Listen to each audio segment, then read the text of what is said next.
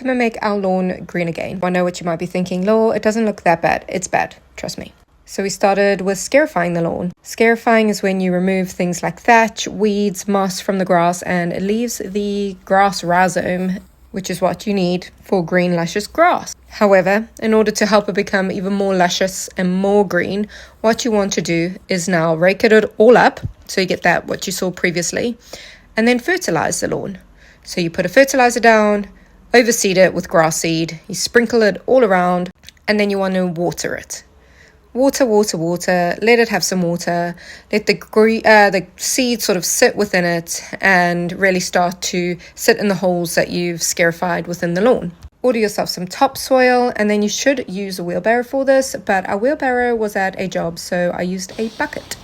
Eventually the bag got light enough for me to just bring through to the garden, but this was only right at the end. You're going to want to put a thin layer of topsoil on top of the seeds. You're going to rake it out, smooth it out, and then you're going to water. You're going to make sure that it stays nice and wet and moist, and give that grass seed the best chance to really root itself and grow, flourish. Now, grass seed is pretty easy to grow, so you should be absolutely fine.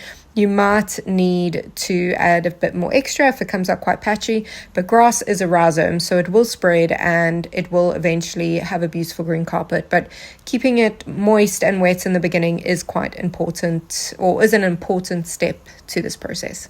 Now, it's looking kind of worse for wear, but trust the process. This is going to be green, luscious grass.